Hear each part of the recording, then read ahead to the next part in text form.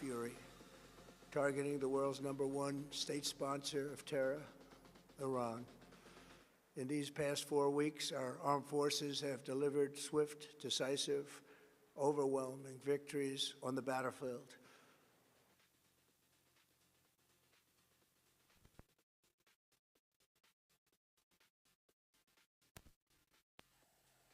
Victories like few people have ever seen.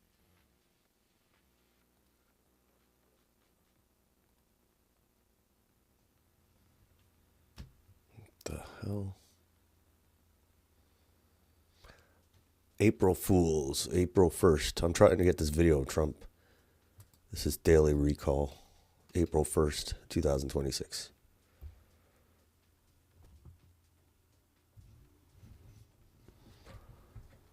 Sorry, I lost my feed here.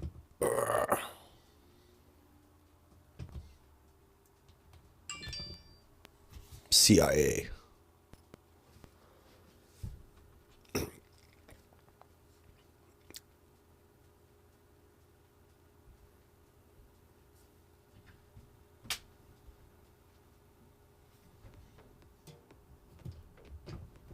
Weapons, here we go. Factories and rocket launchers are being blown to pieces. Very few of them left. Never in the history of warfare has an enemy suffered such clear and devastating large-scale losses in a matter of weeks. Our enemies are losing in America, as it has been for 5 years under my presidency, is winning, and now winning bigger than ever before. Before discussing this current situation, I also want to thank our troops for the masterful job they did in taking the country of Venezuela in a matter of minutes. That hit was quick, lethal, violent, and respected by everyone all over the world. After rebuilding our military during my first term, we have by far the strongest military anywhere in the world. And now we're working along with Venezuela and are in a true sense joint venture. We'll see what he's going to say. Along incredibly well. He said in the production and sale of Iran wanted a ceasefire. He said the Iranian president wanted a ceasefire. Iran said no. This is this morning, before the market, of course. We're now totally independent of the Middle East, and yet we are there to help. We don't have to be there. So we don't need their what's he going to oil. say tonight? We don't need anything they have, but we're there to help our allies. Tonight, I want to provide an update on the tremendous progress our warriors have made in Iran and discuss why Operation Epic Fury is necessary Epstein for the safety Fury of America and the security of the free world.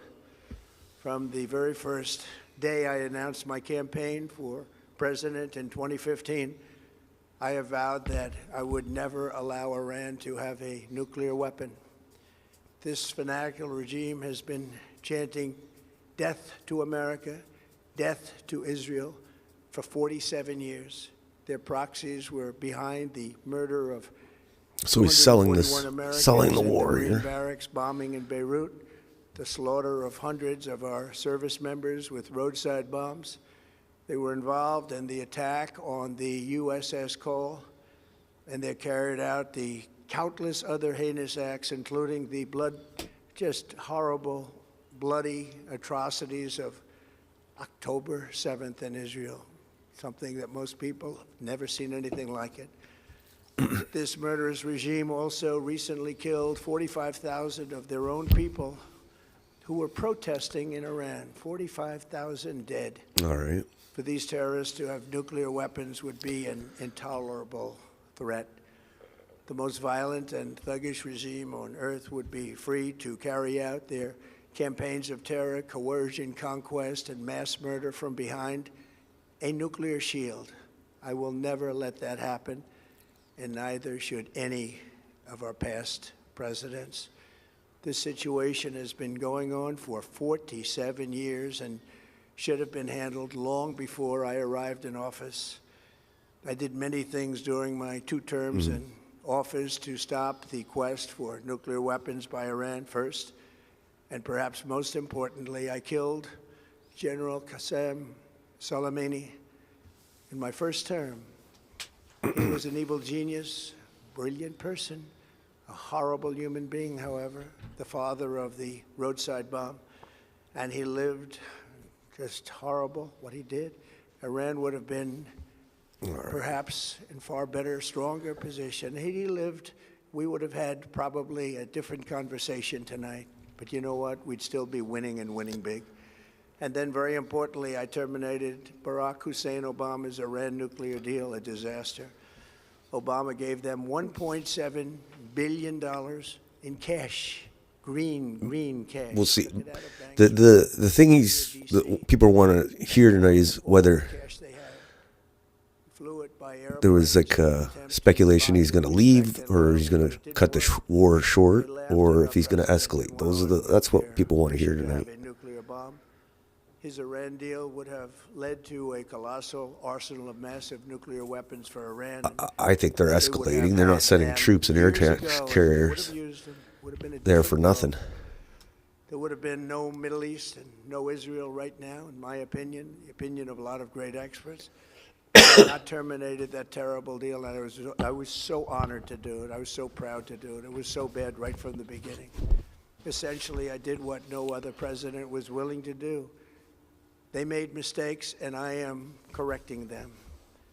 My first preference was always the path of diplomacy, yet the regime continued their relentless quest for nuclear weapons and rejected every attempt at an agreement.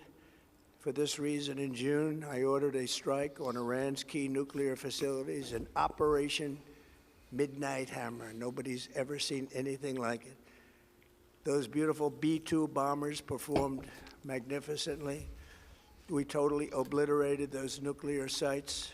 The regime then sought to rebuild their nuclear program at a totally different location, making clear they had no intention of abandoning their pursuit of. How long is he going to talk tonight? Who knows? They were also rapidly building a vast stockpile of conventional ballistic missiles and would soon have had missiles that could reach the American homeland, Europe, and virtually any other place on Earth. Ooh. Iran's strategy was so obvious. They wanted to produce as many missiles as possible, and they did, with the longest range possible. And they had some weapons that nobody believed they had. We just learned that out. We took them out. We took them all out so that no one would really dare stop them. And their race for a nuclear bomb, a nuclear weapon, a nuclear weapon. He's just going to keep saying nuclear bomb They were right at to justify anything like if going everyone forward. has said that Iran cannot have nuclear weapons, but in the end, those are just words if you're not willing to take action when the time comes. As I stated in my announcement of Operation Epic Fury, Epstein our Fury. objectives are very simple and clear. We are systematically dismantling the regime's ability to threaten America or project power outside of their borders. That means eliminating Iran's Navy, which is now absolutely destroyed, hurting their Air Force and their missile program at levels never seen before, and annihilating their defense industrial base. We've done all of it. Their Navy is gone. Their Air Force is gone. Their missiles are just about used up or beaten. Taken together, these actions will cripple Iran military, crush their ability to support terrorist proxies, and deny them the ability to build a nuclear bomb. Our armed forces have been extraordinary. There's never been anything like it militarily. Everyone is talking about it. And tonight, I'm pleased to say that these core strategic objectives are nearing completion. As we celebrate this progress, we think especially of the 13 American warriors who have laid down their lives in this fight to prevent our children from ever having to face a nuclear Iran. Twice this past month, I have traveled to Dover Air Force Base, and it's been something. I wanted to be with those heroes as they return to American soil, and I was with them and their families, their parents, their wives, their husbands. We salute them, and now we must honor them by completing the mission for which they gave their lives. All right. And every What's the single mission? one of the people, their loved ones said, please, sir, please finish the job. Finish it. Every one of them. And we are going to finish the job, and we're going to finish it very fast. We're getting very close. I want to thank our allies in the Middle East, Israel, Saudi Arabia, Qatar, the UAE, Kuwait, and Bahrain. They've been great, and we will not let them get hurt or fail in any way, shape, or form. Many Americans have been concerned to see the recent rise in gasoline prices. Yeah. Home. The short-term increases Short-term pain. the result of the Iranian regime launching deranged terror attacks against commercial oil tankers in neighboring countries that have nothing to do with the conflict. This is yet more proof that Iran can never be trusted with nuclear weapons. They will use Nuclear them, weapons. Use them quickly. He's going to say that 1,000 It would lead times. to decades of extortion, economic pain, and instability worse than we can ever imagine. The United States has never been better prepared economically to confront this threat. You all know that. We built the strongest economy in history.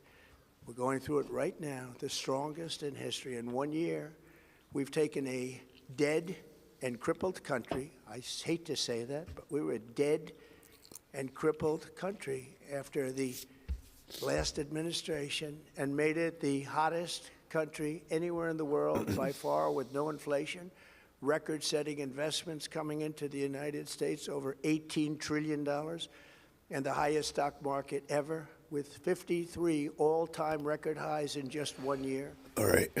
It all positioned us to get rid of a cancer that has long simmered. It's known as the nuclear Iran, and they didn't know what was coming. They've never imagined it.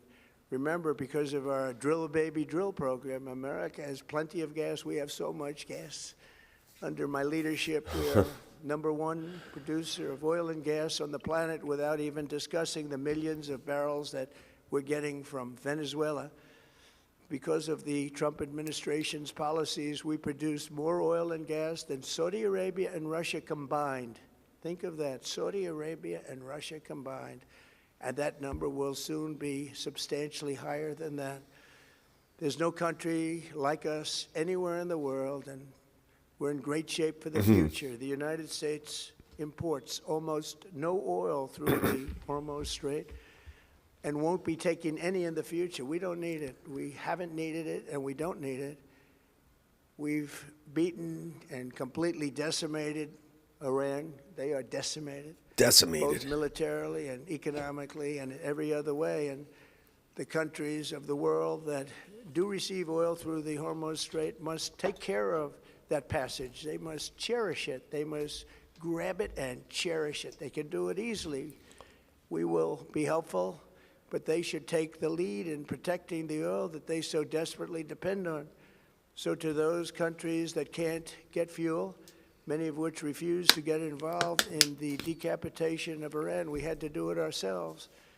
I have a suggestion. #1, buy oil from the United States of America. We have plenty. We have so much. Holy shit. And #2, build up some delayed courage. Should have done it before. Should have done it with us, as we asked.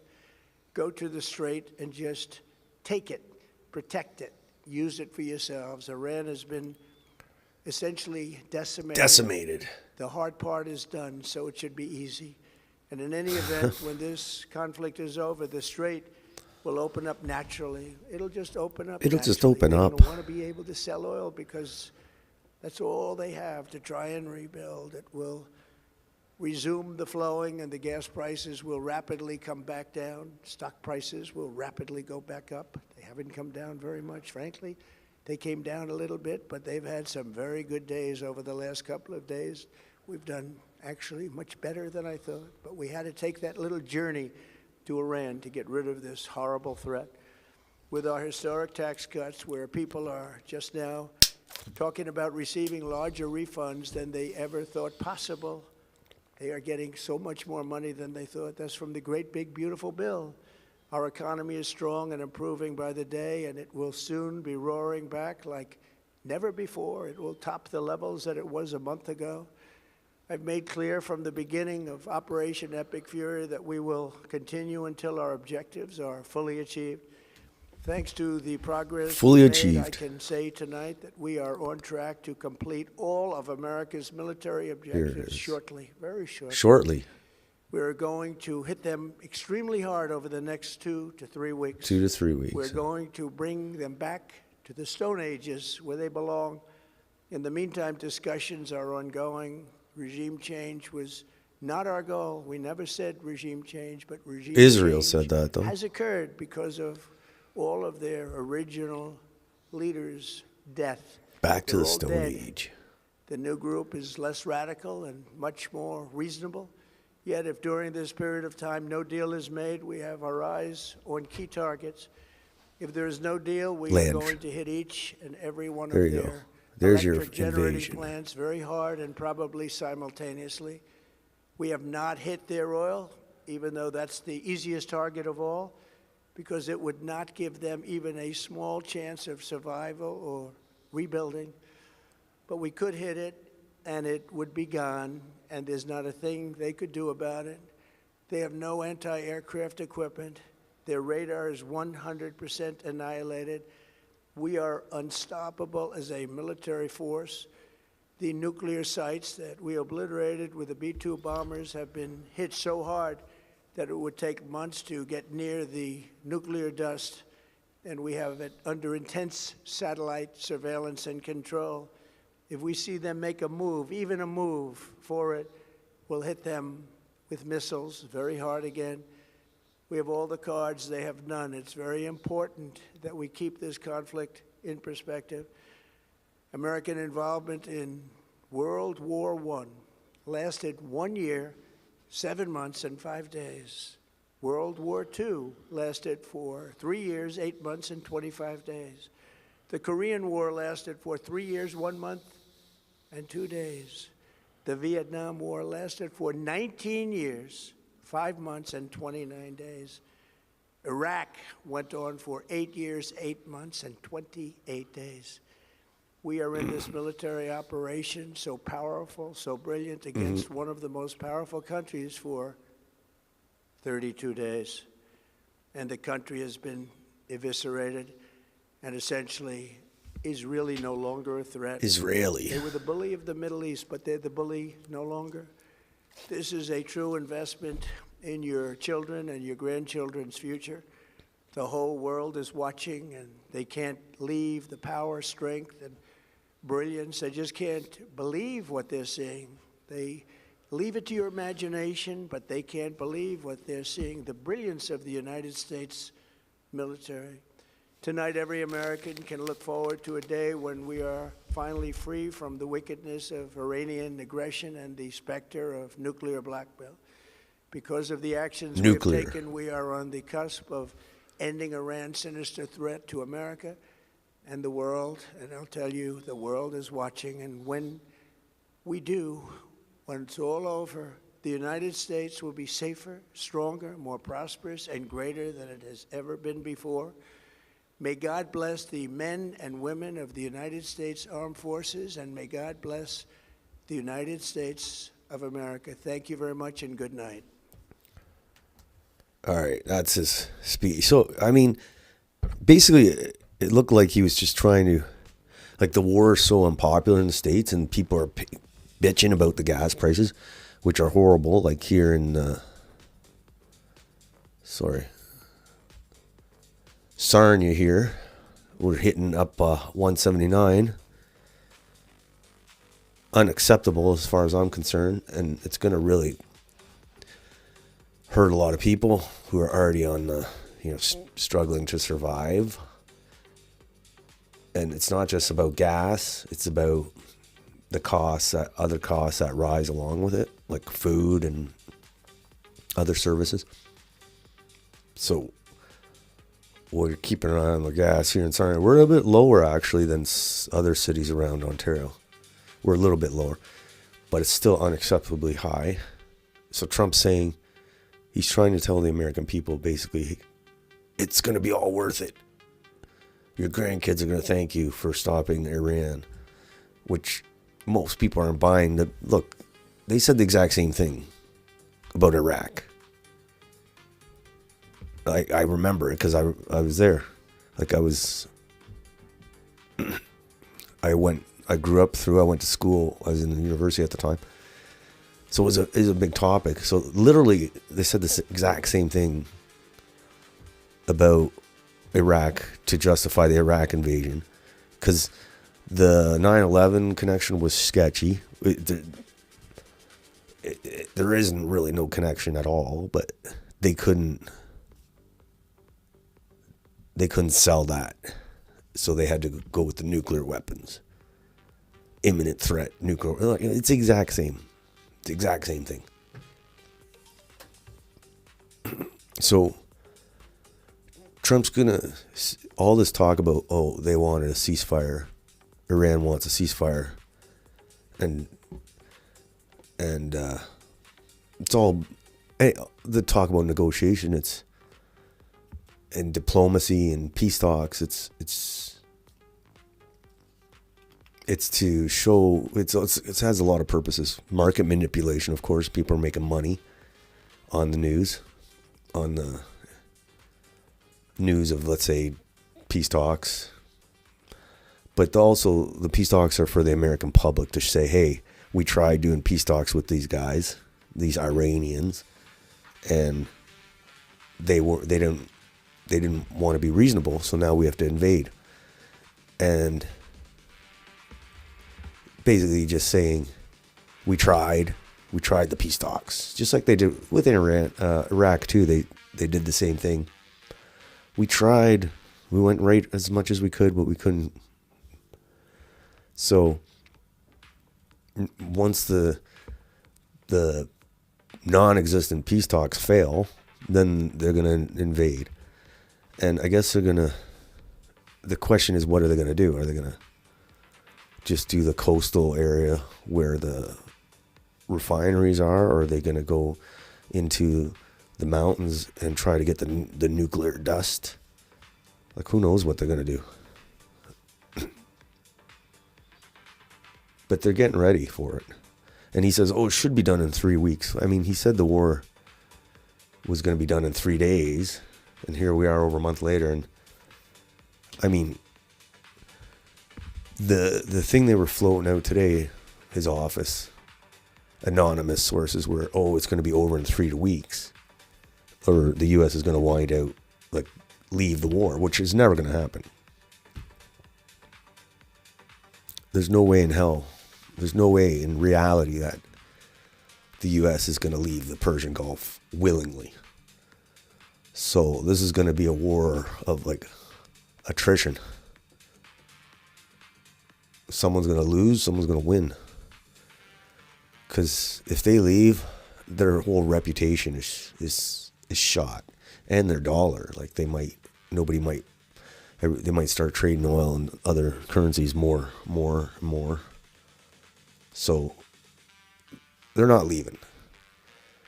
They're escalating. The question is, how is it going to go? Who's going to win? And all along the way, they're going to keep saying nuclear bomb. Like Will Ferrell said, the championship bowl or whatever, in semi-pro. He just keeps saying it. Nuclear bomb. That's the answer. Like, oh, why are you escalating? Nuclear bomb. Or why are you doing this? Nuclear bomb. Like, that's all they're going to say. He said it like that was probably the most mentioned word in his address is nuclear. So I think they've already decided the ground invasion. Israel wants it. They've wanted this shot at Iran for, like, Netanyahu himself said 30 years, 40 years. And now they got it. They think they're going to walk away. They're not going to get another shot at it. This is it. For them, this is their Death Star. Iran's they have to hit it now. It's now or never. So yeah, all this talk of diplomacy and ceasefires is just probably a lot of market manipulation, a lot of misdirection, in wars, misinformation, but also just a way to say we tried, now we have to bomb and invade. So maybe we'll have an Easter invasion, Easter weekends this weekend. Easter invasion. Jesus would love that. Way to go. Now it's Passover, I guess. And the Israelis are going to be crying, oh, we're getting bombed on Passover. Well, you guys technically did start the war, and you did start on Ramadan, I think, which is kind of ironic. All these religions. Anyway, so that's my bet is this thing that Trump did tonight was just a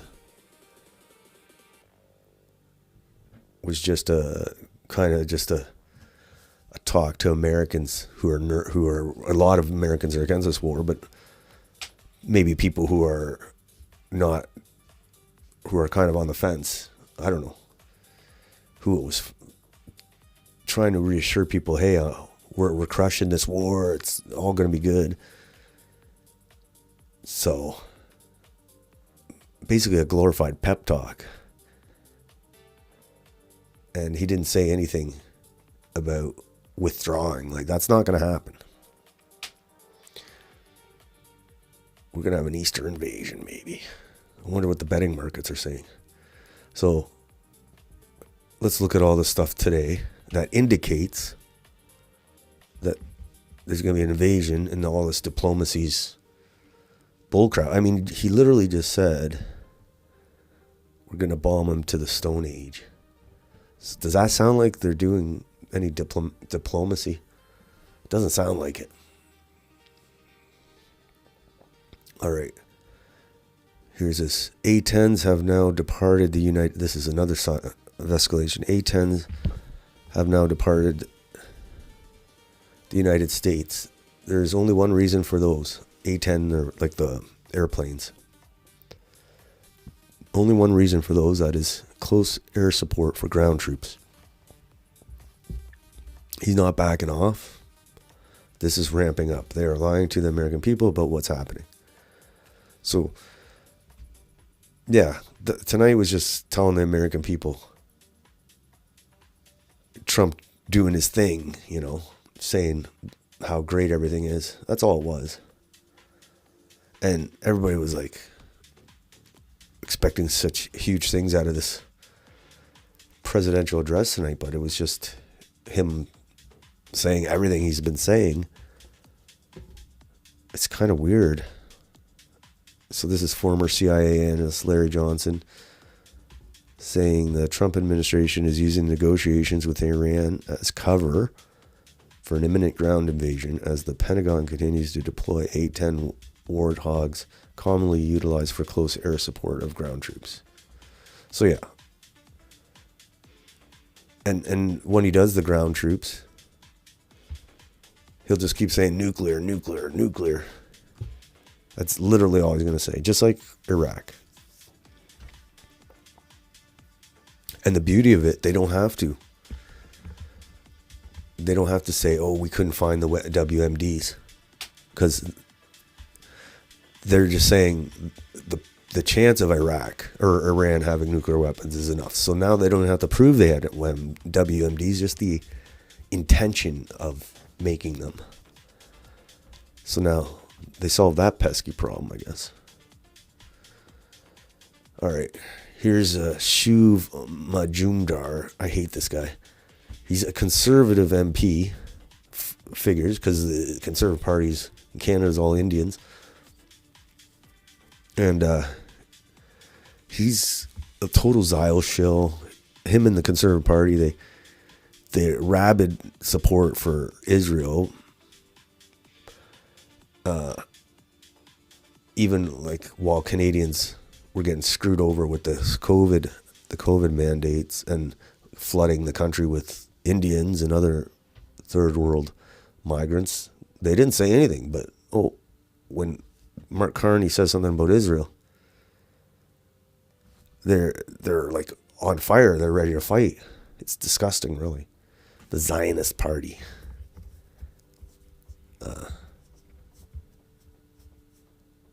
So yeah, he's all mad because Carney condemned Israel's invasion of Lebanon. So yeah, it's funny. Look at how long that post is. He's upset for Israel. The Conservative Party really is a Zio cuck party. I don't like the Liberals either because they got their foreign issues too. So that's a big problem in Canada. All these conservatives, they'd rather fight for Israel, Wyatt Claypool too. They'd rather advocate and defend Israel than defend Canadians. Really annoying. All right. Here's another sign of escalation. No diplomacy. Diplomacy is just the smoke screen. So third U.S. aircraft carrier, U.S. George W. Bush, deploys to Middle East. Yeah, they wouldn't be sending it to the Middle East if they were going to leave in 3 weeks. Like, it's not going to happen. I thought they had one that had to leave because it was damaged. So this might be just replacing it. But still, you don't send aircraft carrier if you're ready to leave in 3 weeks. That 3 weeks is bullshit though, because he's going to say in 3 weeks, oh, we have to get the nuclear dust, or Iran broke the deal, or there'll be a false flag. Who knows? If you think oil prices are high now, wait till that. Okay. Here's another one. Israeli officials. Oh, and that's another thing is, it doesn't matter what Trump says. I've been going by this for a few days now, and it's brought me a lot of clarity, is to not listen to Trump at all. Just listen to Israel or look at what they do. And they're the ones who are going to decide, not Trump. You think he's going to go against them? So, I follow the real leader here. And here's Israel official. Failure of negotiations would lead to strikes on Iran's oil infrastructure. So he's basically talking about failure of the fake negotiations that aren't even probably not taking place. Because they were going to say, we tried negotiating. That's the lie they say to the American people. Oh, we tried. We have no choice now. So here's Israel saying, once those negotiations fail, we're going to bomb their oil. And once they bomb Iran's oil, you think the prices now is high? Ooh. Like, that's huge, like that headline, really. Because if they blow up Iran's oil, that's so much oil off the market. That goes to, like, a lot of, like, non-Western countries. They're going to be pissed. Their countries are going to be falling apart. Philippines is already state of emergency. So, but not only that, Iran's going to do the same to Saudi Arabia,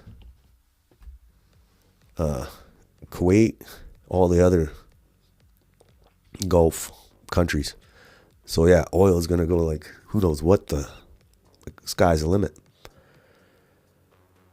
So this is Robert Barnes saying the same thing. If Israel did this, it would cause Iran to reciprocate and take out the oil infrastructure of the Gulf, an economic apocalypse. Israel must be stopped or the world is going to a very dark place. Yeah. Did that look like Israel was stopped tonight? If you saw Trump, he's full ahead. He's just trying to keep the American public from revolting against them. That was all that was tonight.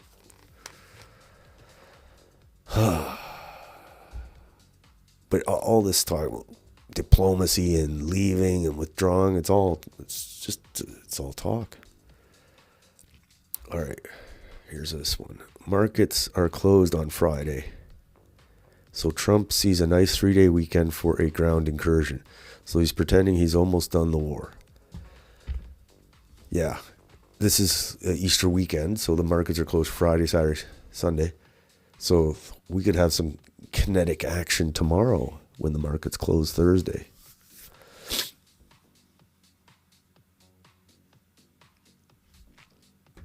Okay. This was him at his desk. And Howard Lutnick, the pedophile Epstein guy, is standing right beside him still. That's crazy. It's the Epstein war. I guess Wab Kinew was right about that. President Trump said Iran does not need to make a deal for the U.S. to end its military operations and leave the war. During a press conference in the Oval Office, he clarified that former diplomatic agreement is irrelevant to the timeline of a U.S. withdrawal, which he predicted could happen within 2 to 3 weeks.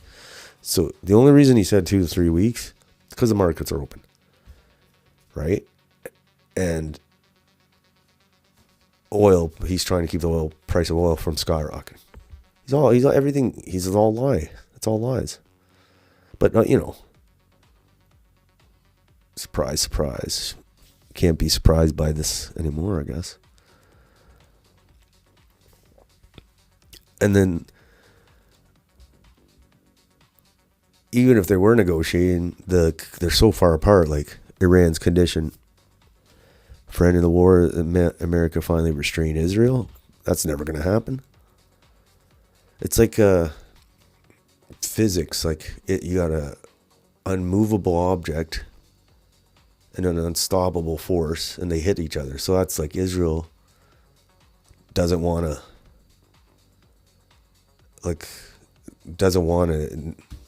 diplomatic solution. They want a total destruction. And then the forces, the U.S. trying to leave, I don't know what the point is it's almost an unfixable situation as long as Israel's in control. They're never going to restrain Israel.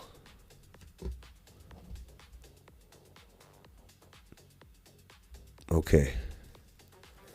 Here's another post. I'm not going to follow any new. This is my philosophy too, my plan, or my strategy.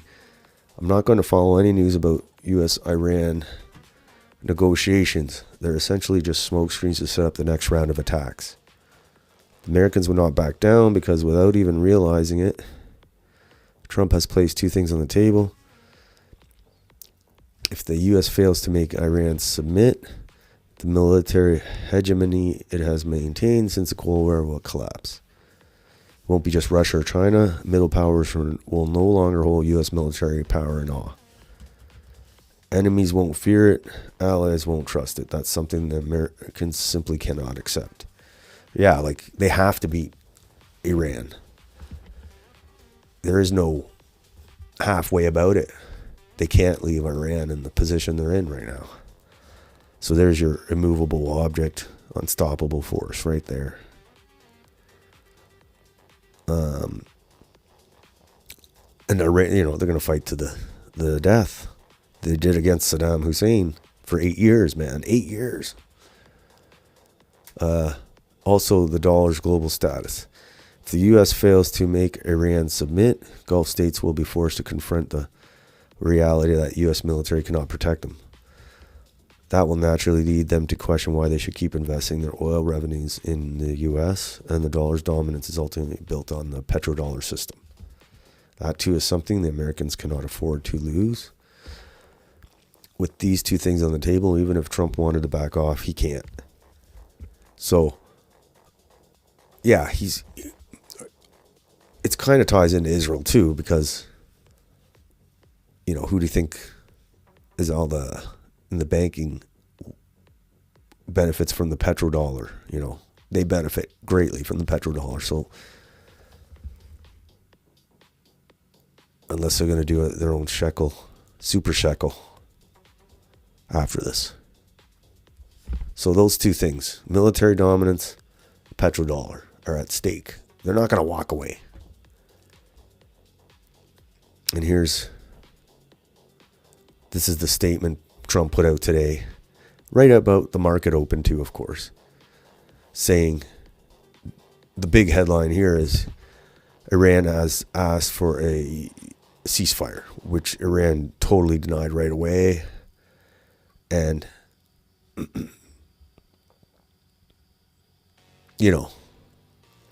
but this was seen as a move for the markets, just to prop up the markets, which he's been doing all week. They've been floating this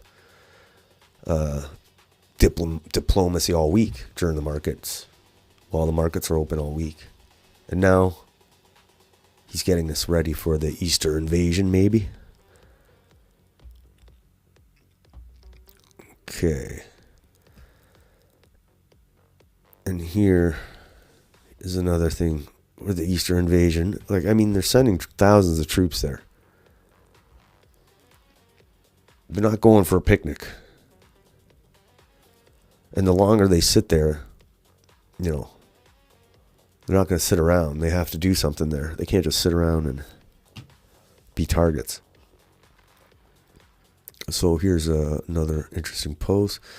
Military officials planning for 2 potential ground assaults in Iran. One on Kargan, the hub of the country's energy industry, and the other to seize enriched uranium to hobble Iran's nuclear development program.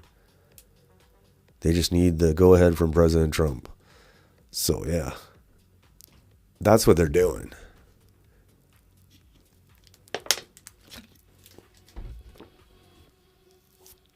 We'll see how it goes.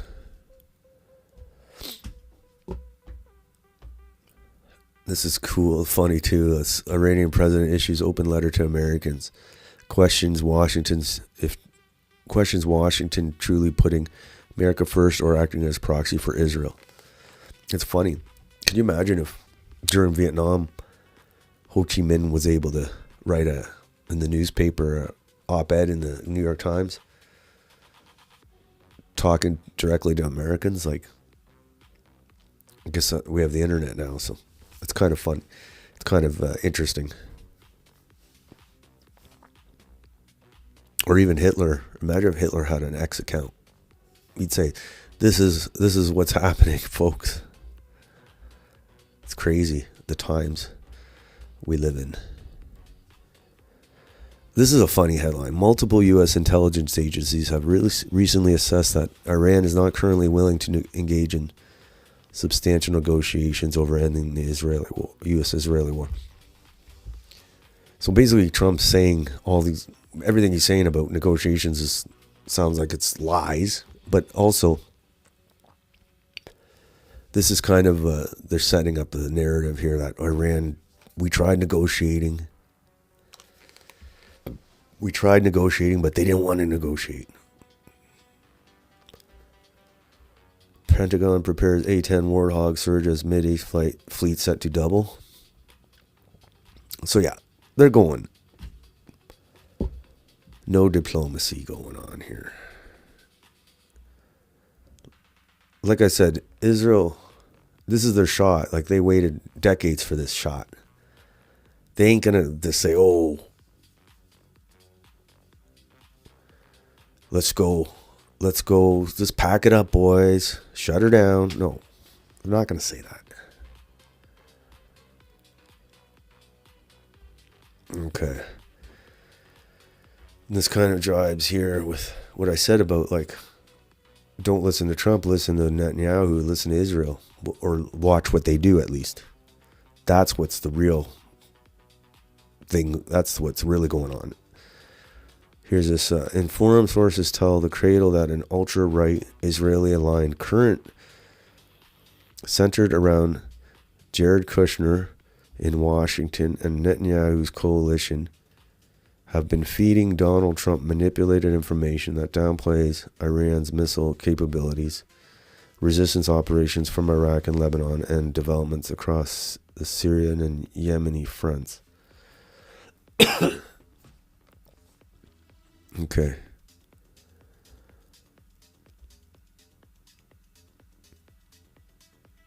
Senior officials, including Pete Hegseth, Marco Rubio, Benjamin Netanyahu, and Benjamin Netanyahu's threats to the Hebrew language media, have in recent days worked to steer Trump toward a broader escalation scenario ahead of his April 1st address. This escalation could push Iran towards a devastating battle scenario involving strikes on Saudi oil infrastructure and Israeli energy systems, disruption of the Bab el-Mandab Strait, and a potential official withdrawal from the Nuclear Non-Proliferation Treaty. Okay. Here's a map here. As the war intensifies, what was once seemed unthinkable has become increasingly plausible. We examined 5 possible scenarios for a U.S. ground war in Iran. So, this one, number 5, the Kuwait. This is where Saddam Hussein went, I think, in the eastern or the western part of Iran, because there's not a lot of mountains here, but it's like swampy. Not a lot of mountains, so or they can go Carg Island, where all the the oils there gets loaded onto ships from there, I guess. And there's the Strait of Hormuz. Like there's some islands there that you need to control to open up the strait. There's another island here. And then this is the landing. I don't know there is Chatham or anyway, that's once you start seeing maps on there, you know what's gonna happen. Okay. Trump's speech set to outline ground troops might be needed to take uranium in Iran. Yeah. So, that's probably what's going to happen. Crazy stuff. So, if you think the gas prices are high, if they start bombing the oil, and which Israel will probably do, because they want this to go. They want this to escalate. So, if you think gas prices are high now, wait till that starts. So we'll see this weekend. So the next broadcast for here will be tomorrow, April 2nd. And we'll see. The market will be closed for the weekend. So we should see some action tomorrow. So until then, have a nice